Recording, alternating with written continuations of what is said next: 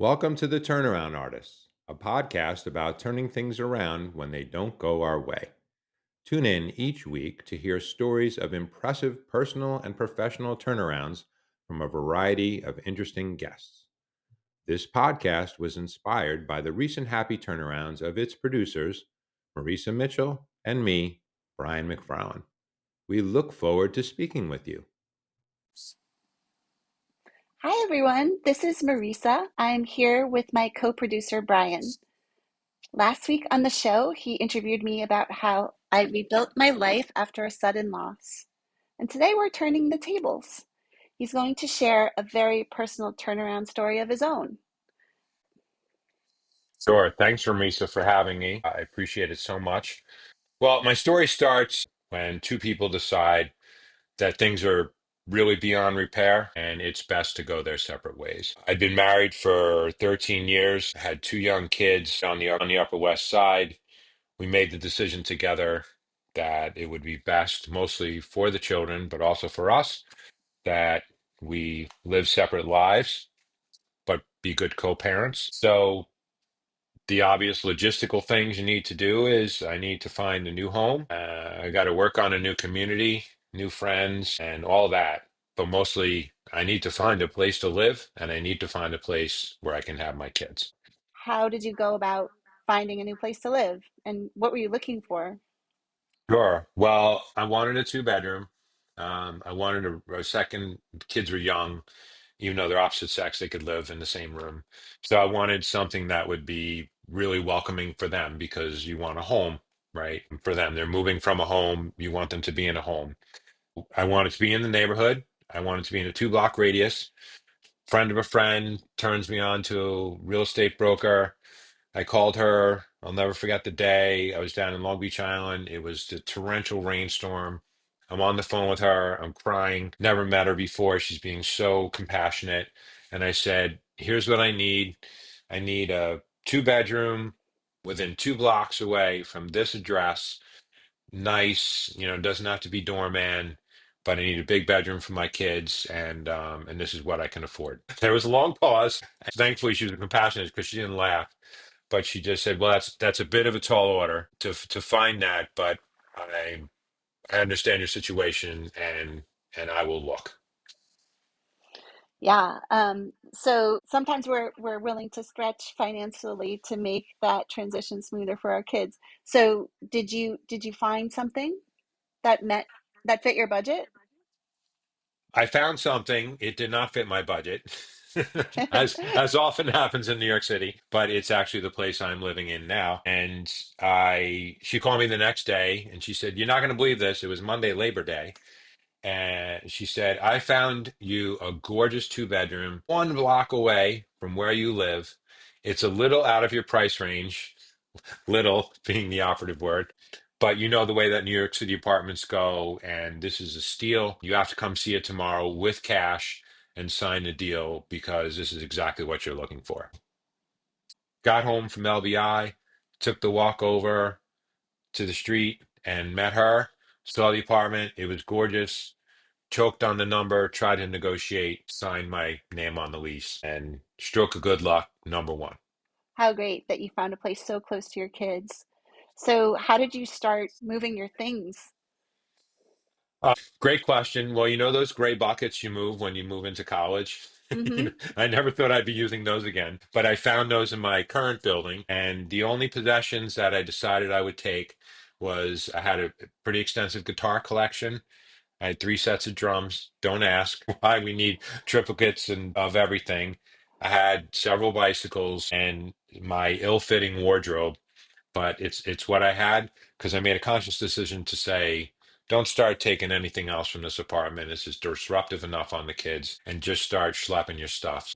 Took roughly, Marisa, it took about 6 hours of cart after cart after cart after cart moving from one place to the next. By the end of 6 hours, I had all my guitars, all my clothes, all my drums, all my bicycles. They had a wonderful home in my new 2 bedroom apartment, and that's what I had.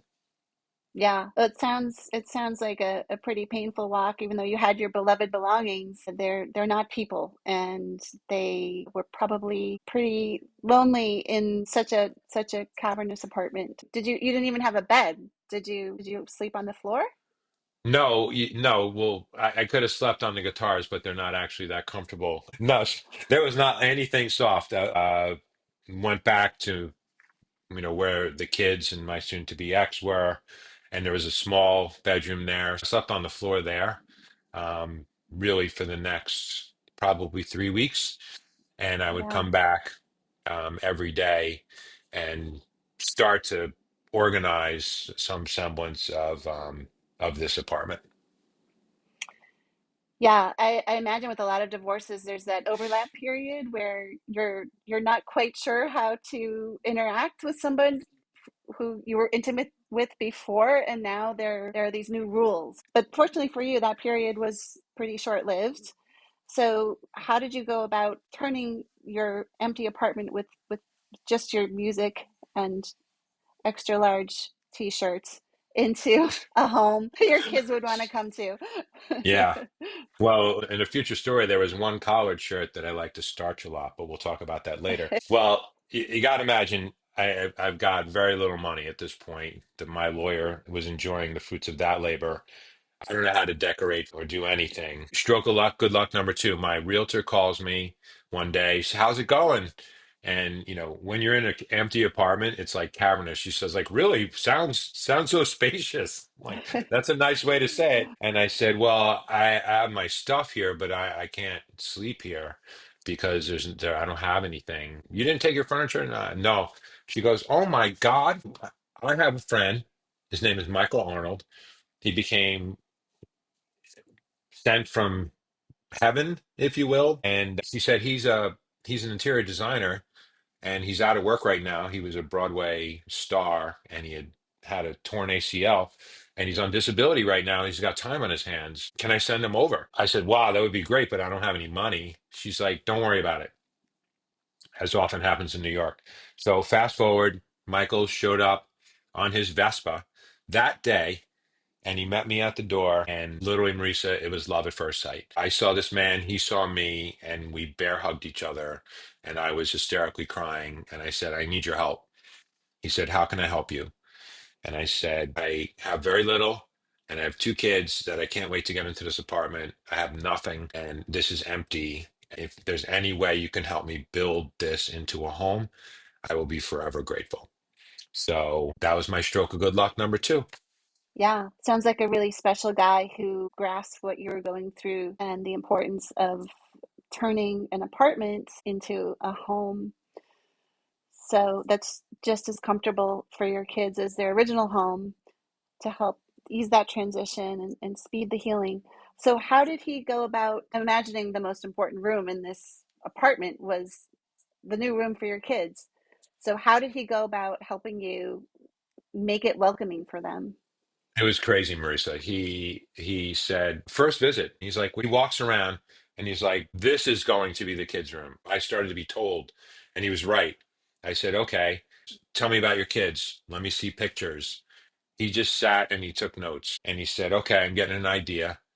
And let me ask you one thing: is there any way we could go back to your other apartment ASAP and see their rooms?"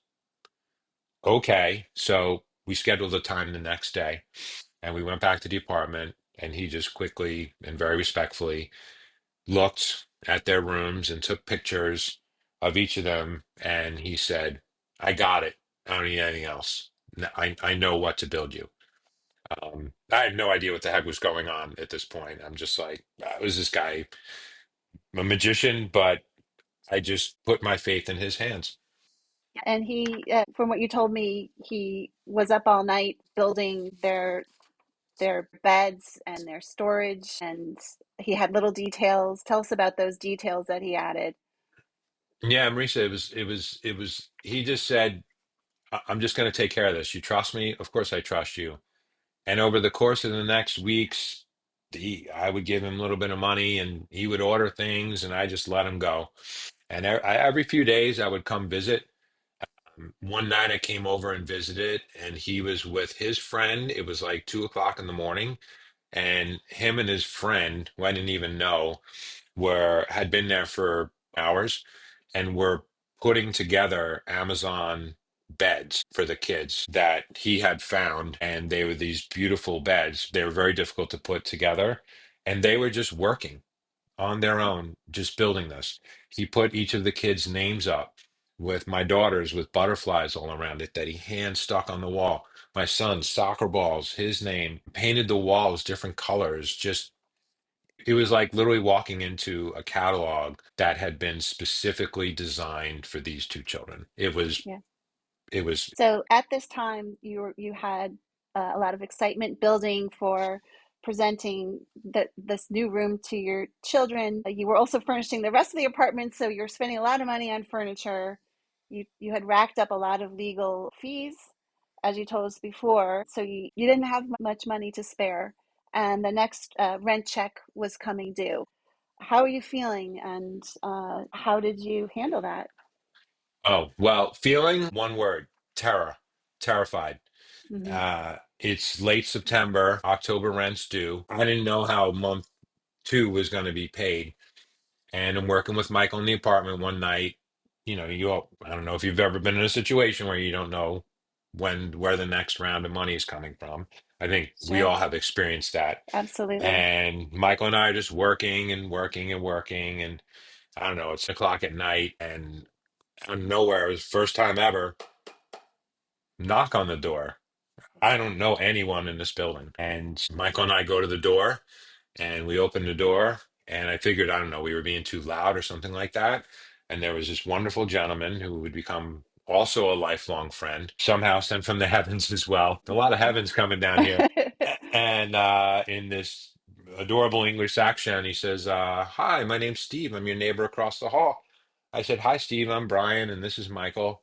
I said, Were we being too loud? And he said, Oh, no, no, no, no. I just wanted to introduce myself. And he said, By the way, I just want to ask you, when you moved in, did you get a letter from Albany from the Housing Commission? And I said, I do vaguely remember that. And I went in my kitchen and I grabbed it. Of course, in typical Brian fashion, I hadn't opened it. And he said, Yeah, that letter. He said, You got one too, right? And I said, Yeah. And he goes, Well, let me just cut to the chase. You don't need to pay your October rent. What do you mean I don't need to pay my October rent? He said, Brian, you've just won the New York City apartment lottery. Michael and I looked at each other and said, What does that mean? He said, It's a long story. You'll get into it. But suffice it to say, the owner of this building was involved in quite a bit of fraud with the government. And right now, no one in this apartment building needs to pay rent because there's no certificate of occupancy for the building, for our floor, or for your apartment. So I'm going to have you get in touch with our attorney. And until further notice, there's no rent due for you. Wow, how timely your that good fortune. So that was when? That was September of 2014. That was 10 years ago. So I'm just going to say I was given a gift for several years of not having to pay rent because our lawyer did a really good job, as he did with everyone in this building. And there was a bit of a savior. That was stroke of luck number three. So congrats. You've got that relief. Okay, you don't have to pay your rent. So it's some financial relief. So tell me, I guess the big question, how did your children react to the the room that Michael had so lovingly created for them?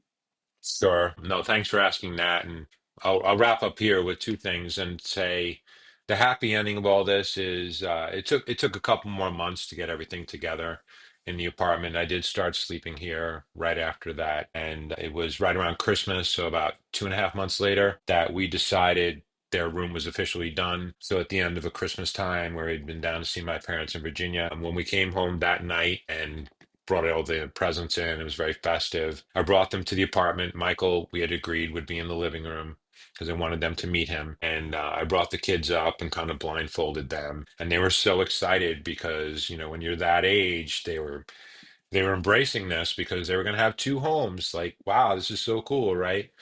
and brought them up the elevator, got off the elevator, walked them into the door, walked them to their door, and opened the door to their room. And they saw their names, and they saw their pictures, and they saw their stuffed animals, and they saw all this detail that Michael had painstakingly put in place for them. And then I introduced them to Michael, who gave them a huge hug, and I told them this was the gentleman who was responsible for all this. Wow, wow, that's a wonderful happy ending to a story that started with a very lonely walk down the street with only your most prized possessions, and you being nearly broke, and through the the help of a good soul and what seems like divine intervention, you ended up in a much better place. So, to what do you attribute the happy ending of this story, and what can the listeners take away from it? Well, in 60 seconds or less, because I like to be tight with this, because I think it's pretty simple. I'm not a religious person. I am a very spiritual person, and I believe there is something so much greater um, than myself out there in the universe that has fortunately allowed me to live on this planet. And that something or someone, I'll call it a higher power, was looking out for me. And in my darkest moments, it, whatever it is, I'm going to help this guy out. I'm going to get him a place. I'm going to get him Michael Arnold, and then I'm going to get him a break on his rent. And I'm just going to help him, and I'm going to give him a chance to get on his feet because he's persevering and he deserves a chance. I was truly Yeah. blessed. Thank you so much for making yourself vulnerable and sharing an incredibly meaningful story, and for paying it forward by inspiring others with your story. All right. Thanks so much for having me. I appreciate it, Marisa. Thank you for listening to The Turnaround Artists. We hope you got some helpful insights into how to make a tough situation better. If you have a turnaround story you'd like to share with us, send an email to hello@theturnaroundartist.org. Tune in next week and be sure to follow and like us on your favorite podcast platform. In the meantime, keep turning things around.